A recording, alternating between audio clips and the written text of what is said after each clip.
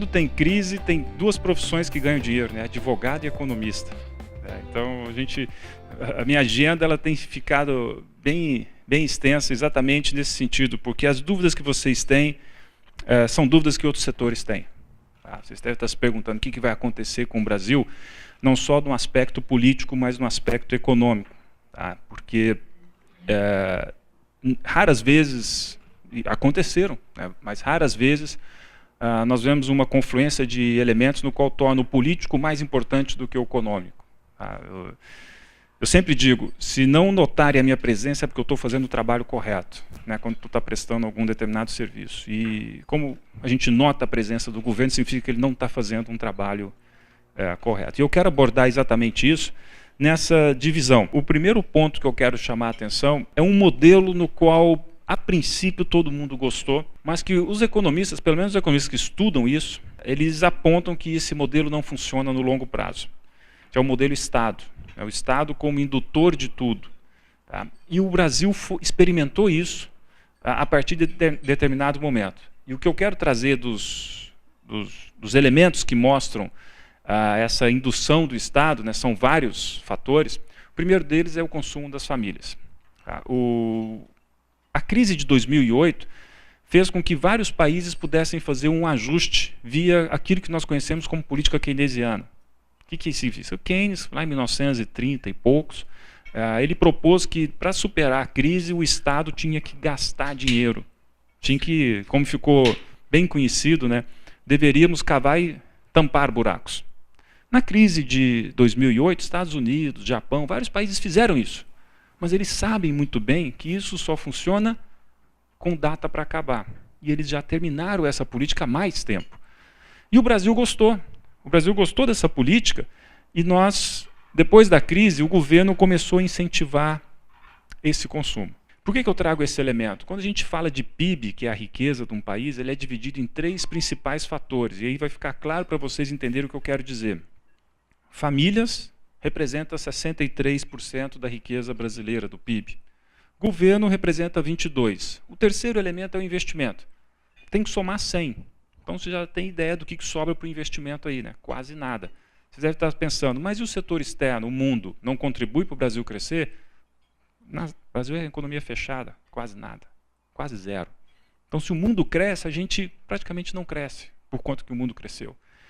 E aqui a minha atenção. Primeiro, uma economia calcada no consumo. Funciona quando tu tem uma economia madura, pessoas mais idosas e ricas.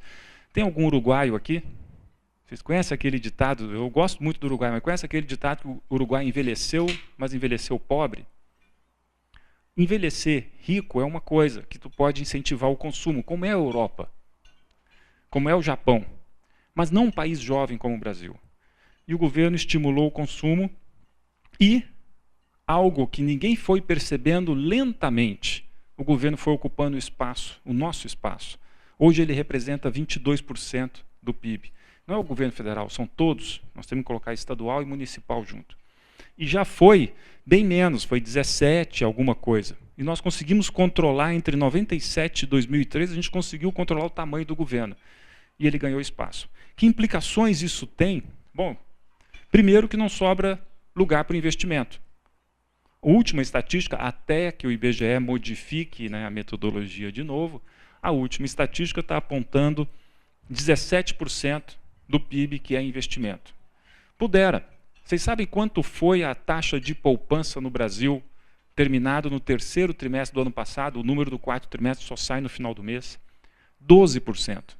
Eu vou usar muito essa expressão. Nunca na história desse país nós tivemos uma taxa de poupança tão baixa. Por quê? Exatamente porque o governo gasta e as famílias gastam. Então não sobra nada para poupar, se não tem dinheiro, não tem investimento. A gente vai precisar fazer investimento com o dinheiro do mundo. Se o mundo não quiser investir aqui, vai ficar caro e a gente não avança. Os economistas citam que para crescer 4% de maneira consistente, tem duas formas. Uma, taxa de investimento de 25% ao ano. Segunda, colocar o manteiga para dizer que vai crescer. Aí, sempre ele vai dizer que vai crescer 4, 4,5%. Bom, qual o impacto disso para nós? O modelo esgotou. Vamos ver automóveis para vocês sentirem o que está acontecendo com a indústria. Aqui, são vendas acumuladas em 12 meses, certo?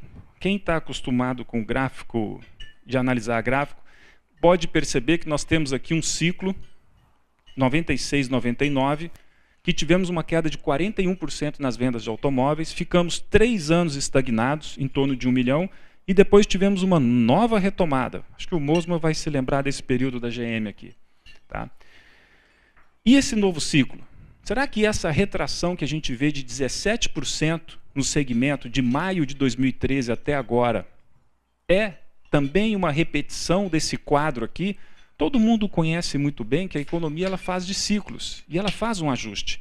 A minha preocupação, e às vezes até uma pergunta a vocês que estão no setor, nós vamos aumentar a magnitude da queda para poder ajustar esse setor e ficar mais um tempo maturando em torno de 2 milhões até termos de novo um outro ciclo de expansão das vendas? A minha opinião é sim. E há elementos que comprovam isso. O mercado de trabalho está em desaceleração, a inflação consome renda real, a taxa de juros é elevada e as famílias estão endividadas. Não tem confluência de fatores positivos para recuperar isso aqui. Então, provavelmente, vamos ter sim um ciclo de ajuste no setor automotivo que deve ser bem parecido, não sei se na mesma magnitude, mas bem parecido aqui com o que nós vivenciamos 96, 99. Por que isso? Bom, um vetor que todo mundo usa para estimular a economia é crédito. O crédito, em 2007, somente para as famílias, créditos livres para consumo, era de 800 bilhões de reais, já tirando efeito inflacionário. E hoje, 1 trilhão e 600. De 2007 até 2011, 2012 mais ou menos, o crédito dobrou. A concessão de crédito, o estoque de crédito na economia dobrou. E o que nós vimos desde então? Estabilizou. Por que estabilizou? Chega uma hora a gente não tem mais capacidade de fazer endividamento. E as famílias hoje comprometem quase metade da renda delas com pagamento de crédito, com pagamento do carnê e tudo mais. Então, tu vai ter que dar um stopzinho para pegar fôlego e crescer de novo. Alguém deve estar pensando, mas olha os números nos Estados Unidos. As famílias devem muito mais. Claro, nos Estados Unidos o juro é perto de zero, os financiamentos são de 20 e 30 anos e a renda é alta. E o governo não participa com 22% do PIB. O governo deixa o mercado funcionar. Então a economia é diferente. A nossa não tem essa particularidade. E outra, eles não têm um judiciário que trava a economia. O judiciário lá é bem mais tranquilo do que o nosso, que resolve na caneta distribuição de renda. Reflexo disso. Vendas do comércio. Nós estamos hoje no menor patamar, né, eu posso dizer nunca na história desse país. Sabe por quê? Porque como o IBGE mudou a estatística, eu não tenho, antes disso, estatística para dizer. O Brasil foi descoberto aqui. Então, significa dizer, nunca na história desse país, o comércio vendeu tão pouco. 1,8%. E, detalhe, não tem sinal de reversão disso aqui, né? Ou seja, o gráfico continua apontando para baixo. Onde que isso se manifesta? Combustíveis e lubrificantes, móveis e eletrodomésticos e equipamentos de informática. Nós vivemos períodos de crescimento muito fora da nossa realidade. Nós não somos chineses, em diversos aspectos, não somos chineses, não é só na economia, aqui e aqui. Eu chamei a atenção do pessoal dos móveis, que eu falei, olha, vocês ainda estão bem. Sabe por quê? Porque vocês vendem 2 tipos de móveis, né? O móvel para comércio, né? O escritório e tudo mais, e o móvel residencial. Ambos vão sofrer, porque como tem pouco investimento, pouca abertura e aluguel de lojas, o cara não compra o móvel. E o que acontece com o móvel residencial? A construção civil, ela demora um ciclo de 3 anos para terminar uma obra. Depois que ela termina, é que é vendido o móvel. E o que nós estamos vendo agora é a entrega ainda, entre o ano passado e esse ano, do que foi contratado lá atrás. E nós já estamos com 1 ano e pouco de queda dos lançamentos e da construção. Então o setor de imóveis ainda vai sentir mais. Ele ainda vai sentir a queda de vendas mais à frente. Isso aqui é uma preocupação importante. O que eu estou falando é exatamente isso aqui. Lançamentos, eu peguei região metropolitana de São Paulo, porque são as estatísticas, né, mais disponíveis, para o Brasil não tem. Nós tivemos 81 mil lançamentos em 2008, antes da crise. Veio a crise, todo mundo se ajustou, voltou a esse patamar. O que eu quero chamar a atenção? Primeiro, nunca nós atingimos de novo esse patamar, estava irreal, tá? Foi um pico e não voltamos mais a ele. Segundo, aqui me dá a impressão, com essa queda de 12%, que nós estamos num patamar de equilíbrio. Mas eu ainda acho que cai um pouco mais, sabe por quê? Porque essa queda de 12% nos lançamentos, ela é menor do que a queda de 29% nas vendas. Então, como as vendas estão caindo quase 30% e os lançamentos caíram só 12%, vou ter acúmulo de estoque. Então, eu vou precisar cair mais ainda os lançamentos. Então, nós teremos um problema nesse setor à frente e provavelmente, né, mesmo que essas vendas estabilizem, os lançamentos vão ter que cair.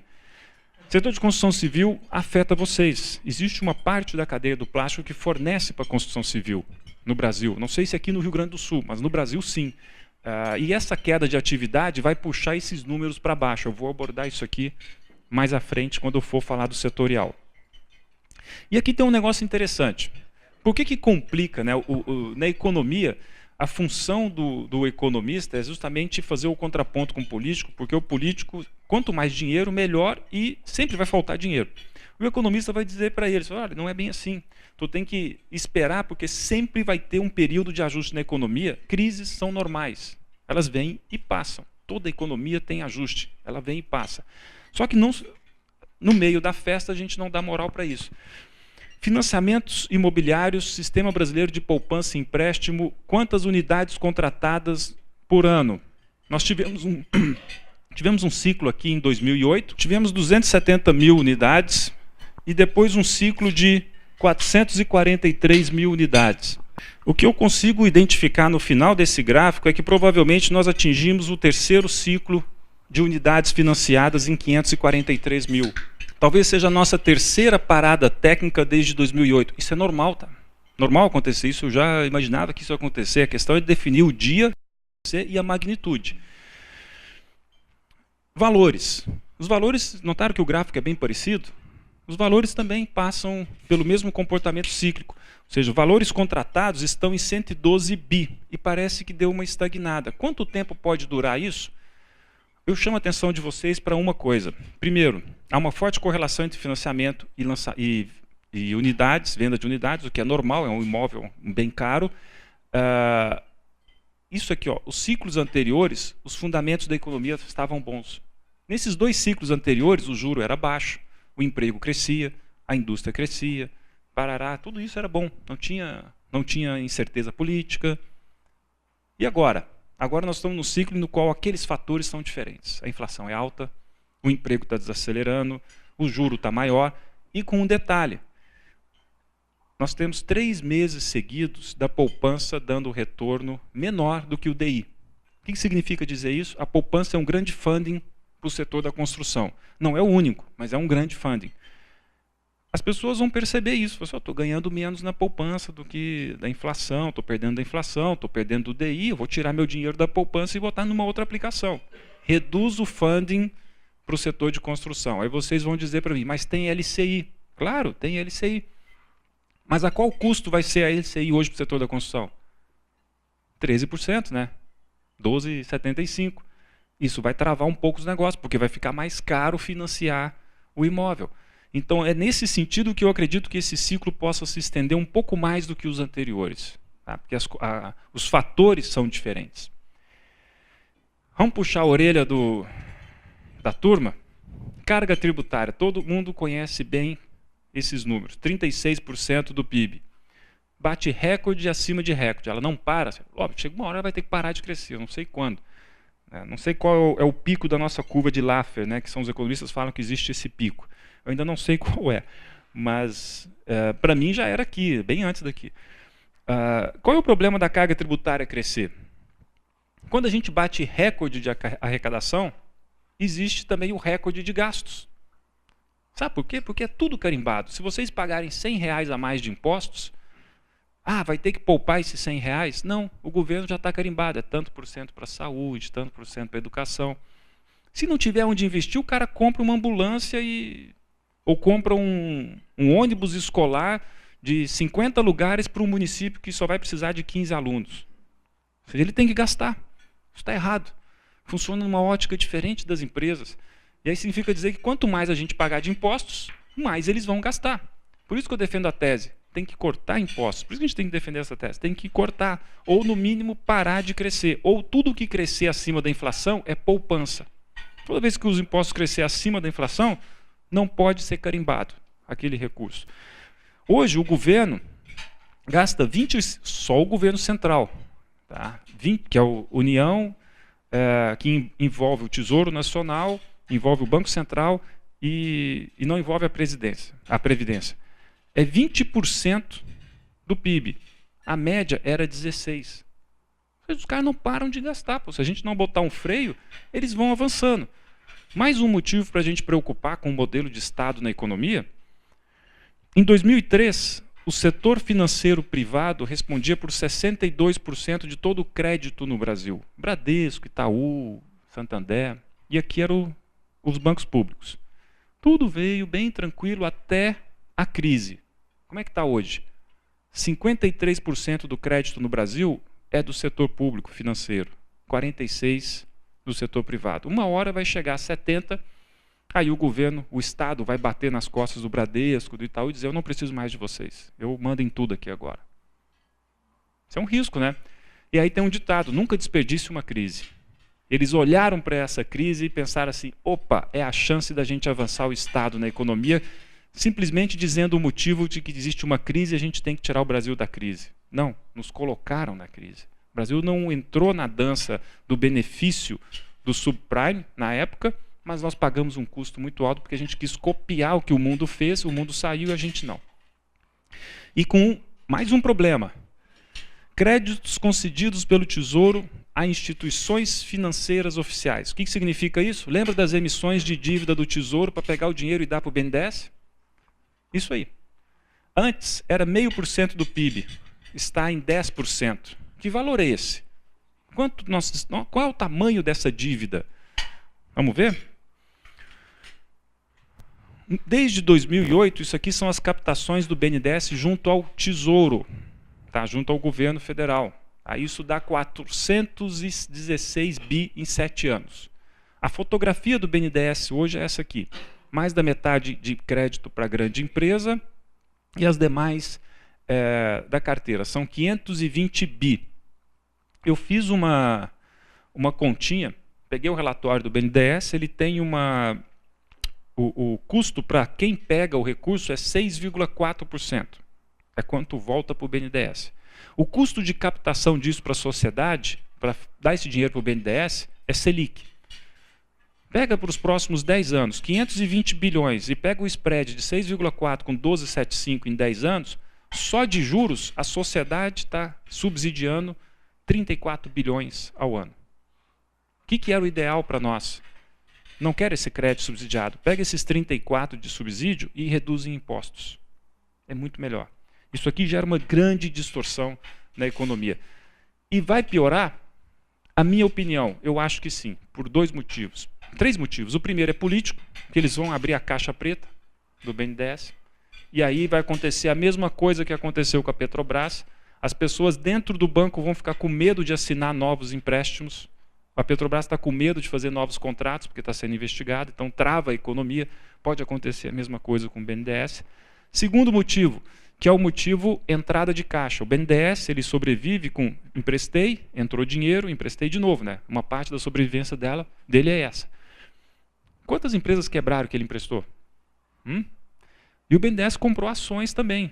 Comprou ações de empresa, comprou ações na Bovespa, e as ações estão lá embaixo. Então, ou seja, provavelmente esse fluxo de volta vai ser muito ruim para o BNDES nos próximos meses, anos. Terceiro elemento, funding. De onde vem o recurso do BNDES? Principalmente, 2 fontes. Tesouro, a gente viu que ele já gastou bastante, o Tesouro não vai poder fazer mais isso. E a segunda é o FAT, que é uma grande fonte de recursos do BNDES, Fundo de Amparo ao Trabalhador. O FAT funciona assim, os saques do FAT acontecem quando aumenta a taxa de desemprego. Né? O que vai acontecer nos próximos meses? Vai cair o emprego formal, vai aumentar o desemprego, ou seja, o FAT ele vai abrir uma boca no saque. então vai reduzir o funding do BNDES. Então nós vamos ter problema nisso aqui. E o BNDES, para alguns segmentos, ele é fundamental, no Finame, por exemplo. A gente vai demorar muitos anos para a gente ficar livre desse monstro. Bom, e aí aqui é a minha tese. Por que o BNDES não funciona? Olha aqui a indústria. Se a gente pegar desde 2008, nós não conseguimos ultrapassar o 2008. A crise é nossa, não é do mundo. Sabe por quê? Isso aqui é o mundo. Ó. Todos os países desenvolvidos já ultrapassaram o 2008, a indústria. Hoje produz muito acima. Esse aqui, ó, é o Canadá, produz pouco mais de 30% do que produzia em 2008, a indústria. E o Brasil está onde? O Brasil está aqui, ó. Quase a mesma coisa. A crise é nossa. É o nosso modelo. A gente está fazendo errado. Não adianta ficar o governo dizendo que tem que fazer programa, microprograma para cada segmento. Não está funcionando, sabe por quê? Nossa indústria de transformação, 17%, 19% em média. 2003, né, que foi o nosso grande amigo que veio nos abraçar, olha o que aconteceu com a participação da indústria no PIB. Nunca na história desse país a indústria teve tão pouco peso no PIB, 12%. Aí que vieram para nós e a gente comprou essa ideia de novo, Plano Brasil Maior. Todos esses setores, ninguém ficou de fora. Política industrial para todos os setores não é política industrial. Política industrial é para determinados setores, se quiser fazer, não para todos. Qual é o resultado prático do Plano Brasil Maior? 308 reuniões, ou seja, uma reunião a cada 3 dias para isso aqui? Aí não funciona, né? O meu recado é o seguinte, melhor forma do governo contribuir para nós. Não atrapalha. Fique em Brasília. Sabe aquele filho de um presidente de uma grande empresa que não entende nada do negócio, tu paga ele para ficar surfando pelo mundo e curtindo? É isso aí. Vamos pagar para o presidente, para eles ficarem quietos lá. Não nos atrapalha. Porque isso não está funcionando, esse negócio não funciona, eles só fazem errado, é só reunião, reunião não é nada prático. Vamos falar de incentivo fiscal? Desde 2011, o governo também fez essa intervenção. 205 programas diferentes. 205 em 4 anos.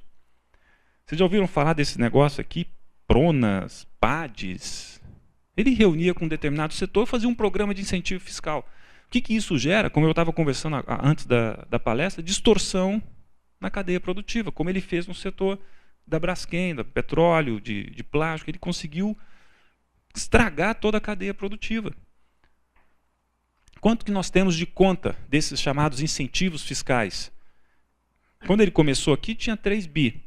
Total chegou a 100.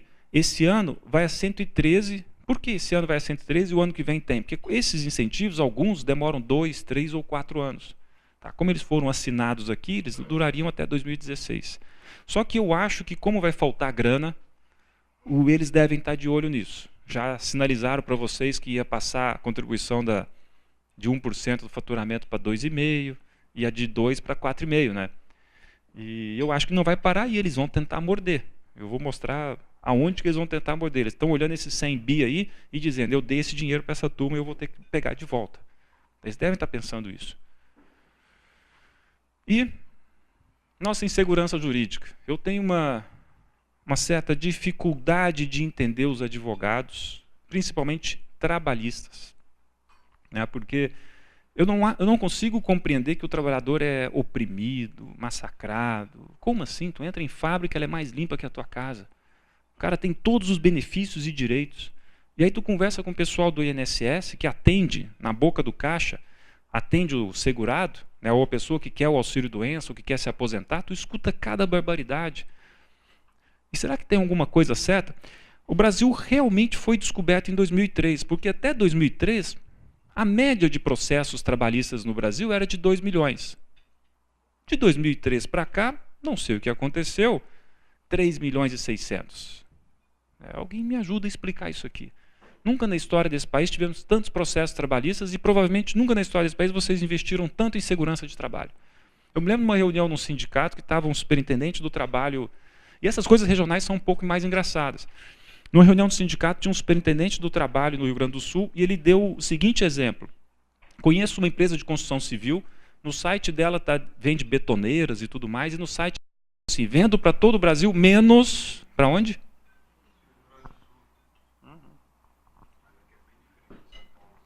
Mas por quê? Porque a nossa justiça do trabalho só, desculpa o termo, nos ferra. E ela tenta ser mais do que os demais. Conversa com alguém do setor de elevadores, é a mesma coisa.